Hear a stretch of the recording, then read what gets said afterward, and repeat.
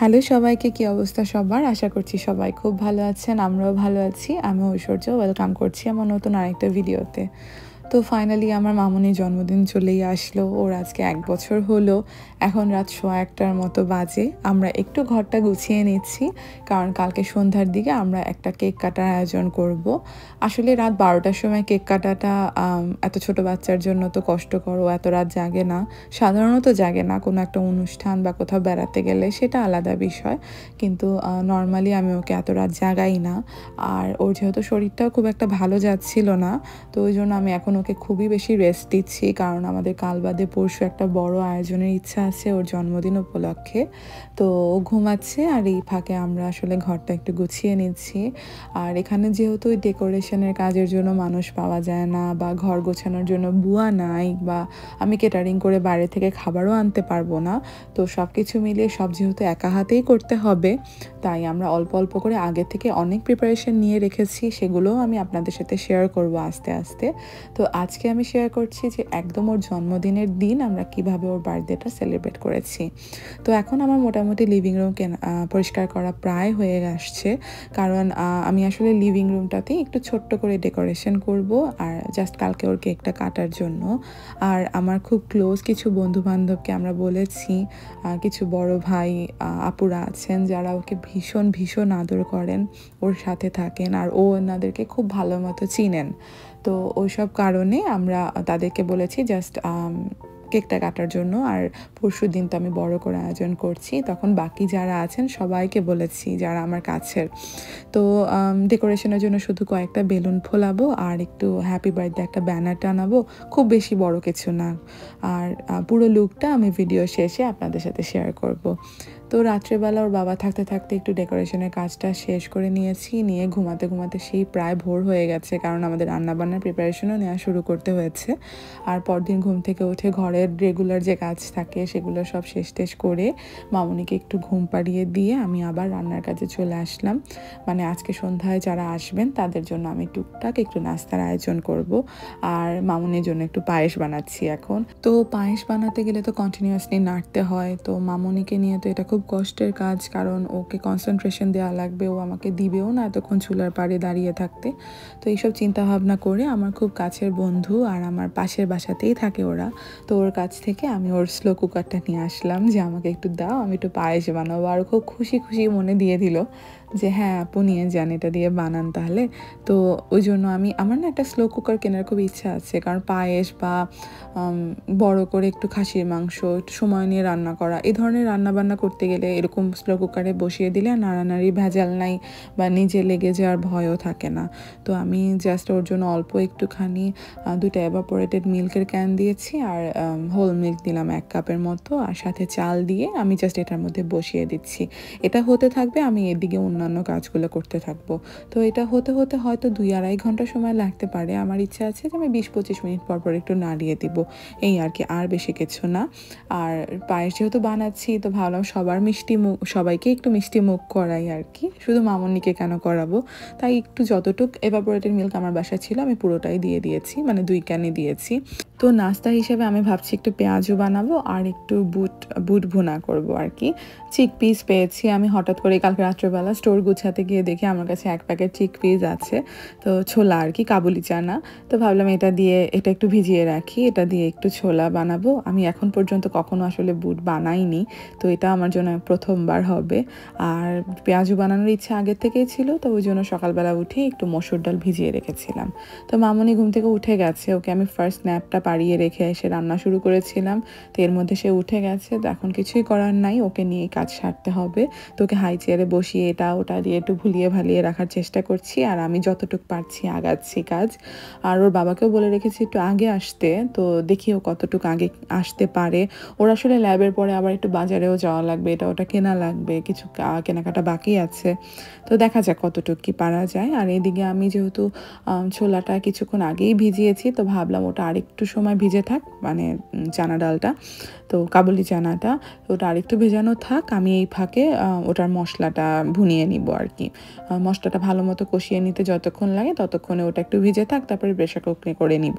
তো ওকে কোলে নিয়ে তো কাজ করা আসলে রিস্কি, ওর চুলার পাড়ের কাজ, যে কোনো সময় তেলের ছিটা আসতে পারে, এটা ওটা হতে পারে। তো ওকে আবার একটু ড্রয়িং রুমে বসিয়ে দিয়ে আসলাম, দেখি কতক্ষণ থাকে। মেয়েটা না এখন একটু হাঁটতে শেখার কারণে আরও সমস্যা, মানে ও হেঁটে হেঁটে চলে এসে আমার পা ধরে টানতে থাকে যে আমাকে কোলে নাও, আমাকে কোলে নাও।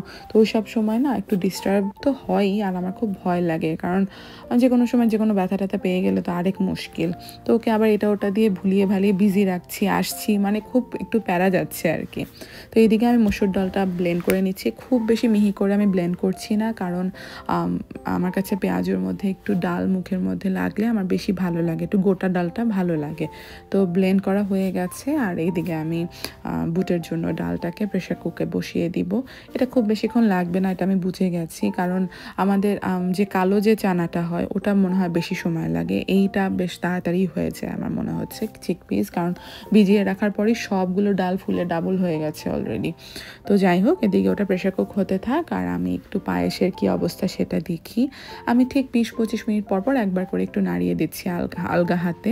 তো আগে থেকে যেহেতু দুধটা ঘন, মানে এভাপোরেটেড মিল্ক দিয়েছি, স্লো কুক হচ্ছে, তো আমার এক্সপেকটেশন ছিল ভালো হবে, আর এখন দেখছি যে আসলেই খুব সুন্দরভাবে হয়ে যাচ্ছে। তো এখন আমি ভাবছি এর মধ্যে চিনি দিয়ে দিব। তো চিনির কথা ভাবতে ভাবতে মনে আসলো যে আমার তো বাংলাদেশ থেকে আনা গুড় আছে, আমি একদম ফ্রেশ খেজুর গুড় নিয়ে এসেছি, পাটালি গুড়। তো আমি ভাবলাম যে ওই গুড়টা দিয়ে একটু পায়েস বানাই, অল্প বানাচ্ছে যেহেতু গুড়টা দিয়ে আসলে ভালো লাগবে খেতে। আমি এক্সট্রা একদম কোনো চিনি দিব না, আমি এই গুড়টাকে একটু ভালো মতো করে কুচো কুচো করে কেটে আমি এরপর এর মধ্যে দিয়ে দিচ্ছি, ভালো পরিমাণেই দিয়েছি আমি, খুব বেশি মিষ্টিও করতে চাইনি, আবার এক্সট্রা চিনিও দিতে চাচ্ছি না। তো মোটামুটি গুড়টা মেল্ট হয়ে গেলেই আমার পায়েস রেডি। তো পায়েস বানাতে গিয়ে আমার শ্বশুর মশাইয়ের কথা খুব মনে পড়ছে, কারণ উনি খুব বলতেন যে জন্মদিনের দিন অবশ্যই যাতে পায়েস খাই আমরা। তো আমাকে ফোন দিয়ে বারবার বলেছেন ওনার ছেলের জন্মদিনের দিনেও যে আমি যাতে ওকে একটু পায়েস বানিয়ে খাওয়াই। তো আমি জানি আজকে যদি উনি থাকতেন উনি আমাকেও ফোন দিয়ে বলতেন যে অনুভূতির জন্মদিনে যাতে ওর জন্য একটু পায়েস বানাই। তো ওনার কথা মনে করেই আমি আসলে একটু স্পেশালি পায়েসটা বানাচ্ছি আর কি। তো এই যে আমি পায়েসটাকে ডিশ আউট করে নিলাম, খুবই সুন্দর হয়েছে, একদম ঘন, আর খেজুর গুড়ের যে গন্ধ এটা তো জাস্ট মানে দারুণ, মানে গরম পায়েস থেকে যে ভাপের সাথে গন্ধটা আসছে ওটা তো একমাত্র আমি পাচ্ছি। তো আসলে খুবই খুবই ভালো লাগছে, আর পায়েসটা দেখতে এত ভালো হয়েছে যে আমার মনটা পুরো ভরে গেল। তো এদিকে আমি এবার দেশ থেকে আসার সময় আমার এক মাসিমা, মানে আমার দেবরের বন্ধুর মা, উনি আমাদের খুব কাছের মানুষ, তো উনি এই কাঁসার বাটি আর চামচটা আমার মেয়েকে গিফট করেছেন, তো ওটা আমি নিয়ে এসেছি। তো ভাবলাম যেহেতু এটা এখন পর্যন্ত ওকে খাওয়ানোর কাজে ব্যবহার করিনি, তো আজকে যেহেতু জন্মদিনের দিন একটু পায়েস খাওয়াবো, তাই ভাবলাম যে ওটাই একটু আলাদা করে বের করে নেই, ওটাতে করে একটু গুছিয়ে সাজিয়ে ওর সামনে দেই, দেখতেও ভালো লাগবে। আর মাসির কথাও খুব মনে পড়ছে আমার এটা দেখার পরই। তো মাসি যদি এই ভিডিওটা দেখে থাকেন তাহলে আমি আবারও আপনাকে থ্যাংক ইউ বলছি, কাঁসার এই বাটিটা আমার খুব পছন্দ হয়েছে, আর আমি মামুনির জন্য এটা অবশ্যই সবসময়ের জন্য রেখে দিব। তো এদিকে আমার বুট প্রায় একদম সেদ্ধ হয়ে গেছে। তো বুটটা হয়ে যাওয়ার পর, আর ওদিকে যেহেতু আমার মশলা কষানো আগের থেকেই আছে, তাই ভাবছি আর একটু হবে, তাই আরেকবার একটু প্রেশার কুক করতে দিলাম, জাস্ট আর একটা সিটি হয়তো লাগবে। আর এদিকে আমি ডালটাকে মাখিয়ে নিব। তো ডালের মধ্যে ওই নর্মাল যে পেঁয়াজুর জন্য ওই আদা রসুন বাটা, লবণ টবণ, তারপরে বেসন, হলুদ গুঁড়ো, এগুলো সব কিছু দিয়ে আমি পেঁয়াজ দিয়ে ভালো করে মাখিয়ে নিচ্ছি। বাচ্চারা যেহেতু আসবেন আর খুব একটা ঝাল আমি করতে চাই না, ওই জন্য আমি খুব একটা মরিচ দিচ্ছি না, কাঁচামরিচ খুব বেশি দিব না, একদম অল্প 2-1টা, জাস্ট যার মুখে পড়বে তার ঝাল লাগবে এরকম অ্যামাউন্টে দিচ্ছি, যাতে পুরোটা ঝাল না হয়। আর কাঁচামরিচ আর ধনিয়া পাতা একটু কুচি করে দিলাম, এই আর কি, একদম সিম্পল প্লেন পেঁয়াজও যেরকম হয় সেরকমই, খুব বেশি আহামরি কিছু দিচ্ছি না আমি। আর এদিকে যে বুটের জন্য ডাল একদম সেদ্ধ হয়ে গেছে, আমার পেঁয়াজুর মাখনাও রেডি। তো আর রান্না তো করলেই হবে না, শুধু শুধু রান্নাঘরটার সাথে সাথে গুছিয়েও রাখা লাগে। তো একদম আমি রান্না একদিক দিয়ে করছি আর আরেক দিকে একদম গুছিয়ে রাখছি, কোনো সময় এদিক ওদিকে নষ্ট করছি না আমি, কারণ একটু পরেই মানুষজন আসবেন সন্ধ্যা হলে, আবার আমার কাজ আছে পরশু দিনে রান্নাবান্নার জন্য প্রিপারেশন নেওয়া লাগবে। তো সব কিছু মিলিয়ে যত তাড়াতাড়ি যত গুছিয়ে কাজ করতে পারবো আমার জন্য ঠিক ততটাই ভালো হবে। তো বুট মোটামুটি সেদ্ধ হয়ে গেছে, প্রেশার কুকারটা নামিয়ে রেখেছি।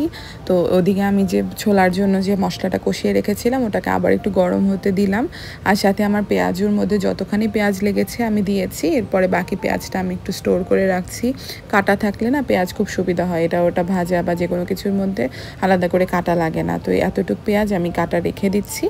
আর ওই কষানো যে মশলাটা বানিয়েছি আলু টালু দিয়ে ওটার মধ্যে কাঁচা পেঁয়াজ একটু ফেরে দিয়ে দিলাম, একটু ঝাল না হলে একদম বুট ভালো লাগে না। তো ওটা একটু জাস্ট অল্প একটু গরম করে নিয়ে তার মধ্যে আমি পুরো ডালগুলো দিয়ে দিচ্ছি। আর ওদিকে পেঁয়াজুর যে মাখনাটা ওটাকে একটু রেস্টে থাকতে দিলাম যাতে ওটা একটু বসে সুন্দর মতো। আর এদিকে আমি পুরো ছোলা বুট যেটা রান্না করছি ওটা পুরোপুরি এখনই কমপ্লিটলি রান্না করে ডিশ আউট করে নিব। আর হুট করে মনে পড়লো যে একটু টমেটো দিয়ে দিই লাস্টের দিকে, তাহলে একটু কাঁচা টমেটো মানে অত বেশি একদম গোলেন যাওয়ার আগে যে টমেটোটা মানে যেরকম সেদ্ধ টমেটোটা না ওই ছোলা খেতে সময় মাঝে মাঝে মুখে পড়লে খুব ভালো লাগে। আমার একদম মনে ছিল না টমেটোটার কথা, তো ভালো হয়েছে যখন মনে পড়েছে তাতেও চলবে, এরপরে মনে পড়লে আর চলতো না। তো টমেটোটা দিয়ে বাকি লবণ টবণ একটু গরম মশলা যতটুকু যা দেওয়া প্রয়োজন হয় তা দিয়ে আমি ধনিয়া পাতা কুচি দিয়ে বুটটা এবার নামিয়ে নিব। এর আগে কখনোই আমি বুট রান্না করিনি, এই প্রথমবার। তো দেখতে তো খুব দারুণ হয়েছেই, আসলেই সুন্দর হয়েছে দেখতে, আর খেতে আরও মজা হয়েছে। তো আমার যত বন্ধু বান্ধবরা এটা খেয়েছে সবাই খুব প্রশংসা করেছেন যে স্বাদ হয়েছে। আর আমি নিজেও যখন টেস্ট করেছি তখন দেখেছি যে না স্বাদ হয়েছে। তো কোনো কিছু না এত কষ্ট করে রান্না করার পর যদি সুন্দর মতো স্বাদ হয়, ভালো লাগে মানুষের খেতে, তাহলে মনে হয় যে কষ্টটা সার্থক হয়েছে। আর এখন তো মামুনি আছে, তো ওকে নিয়ে একা যখন এই প্রিপারেশনগুলো করছি আমার আসলে খুবই কষ্ট, মানে খুবই টাফ টাইম যাচ্ছে। কিন্তু ব্যাপার না, যখন সবাই বলে যে না খুব স্বাদ হয়েছে তখন আসলে আসল শান্তি। তো এদিকে আমার পুরো রান্না বান্না শেষ, আর আমি পুরো ডেকোরেশনটার ফাইনাল লুক আপনাদের সাথে শেয়ার করছি। খুব বেশি কিছু না, একদম সিম্পল ডেইজি থিমে সাজিয়েছি কিছুটা বলতে পারেন, মানে কিউটভাবে আর কি। কয়েকটা ফুলের মতো বেলুন আর জাস্ট ওর পিঙ্ক কালারের একটা কেক। আমি আজকে একেবারেই বেশি কিছু করছি না, আর কেকটাও এনেছি একদম ছোট সাইজের, কারণ এখানে না কেকটাও যে বলেছিলাম আগে ভালো অত বেশি একটা লাগে না, আর আমার ফ্রিজে রাখার জায়গাও নেই, ওই জন্য আমি খুব বড় কিছু করিনি। তো এদিকে আমি মোটামুটি রেডি হয়ে এসে আমি পেঁয়াজু ভাজতে শুরু করলাম। পেঁয়াজু আসলে আমি ভাজিনি, ওর বাবাই ভেজেছে। প্রথম খোলাটা আমি দিয়েছি, এরপর থেকে প্রত্যেক ব্যাচ ওর বাবাই দিয়েছে, ওর বাবাই নামিয়েছে। আর ওই ফাঁকে আমি মামুনিকে রেডি করেছি আর অন্যান্য কাজগুলো সেরেছি আর কি। আর এদিকে এয়ার ফ্রায়ারে আমি টেটাটোস দিয়ে দিয়েছি, মানে আলুর একটা ভাজার মতো পাওয়া যায় ওয়ালমার্ট রেডিমেড, ওটাই দিয়ে দিয়েছি। আর হুট করে মনে হলো যে যেহেতু আমার বাসায় এখন ফল আছে অনেকগুলো, আর এগুলো শেষ করাও দরকার, তো ভাবলাম যে একটু ফল দিয়ে এরকম করে একটা ফ্রুট সাসলিক মতো একটা বানিয়ে নিয়েছি, ফ্রুট স্টিক বলা যেতে পারে। তো মানুষ যখন আসতে সময় হাতেই আছে, তো ওই সময় ইনস্ট্যান্ট আমার মাথায় আসলো যে কাবাব স্টিকের মধ্যে এভাবে একটু জাস্ট একটার পর একটা দিয়ে দিই, দেখতেও কিউট লাগে, আবার ফলগুলো খাওয়াও হবে। তো মামুনির ছবি তোলার জন্য আমি এতগুলো ফল কিনেছি, ফলগুলো তো বৃথা নষ্ট করার কোনো মানেই হয় না। তো যাই হোক, এদিকে আমার পেঁয়াজু ভাজাও শেষ হয়ে গেছে, এই যে আমি সম্পূর্ণ আমার টেবিলটা সেট করে নিয়েছি, আর এখন সবাই অলমোস্ট চলে আসছে। তো ইফতারি শেষে সব আমার গেস্টরা আসতে আসতে একটু তো সময় লেগেই গেছিলো, আর আমরা সেটার জন্য প্রিপারেডও ছিলাম।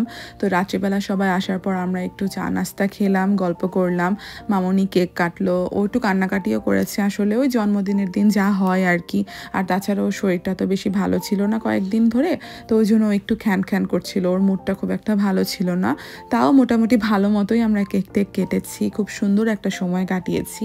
আর ওর জন্মদিনের বাকি যত সব প্রিপারেশন সব কিছুই আস্তে আস্তে আমি অল্প অল্প করে আপনাদের সাথে শেয়ার করব। তো এই তো আজকের ভিডিওটা আমি এখানেই শেষ করছি। আমার বইটার জন্য সবাই খুব আশীর্বাদ করবেন আর ভালো থাকবেন সবাই। টাটা।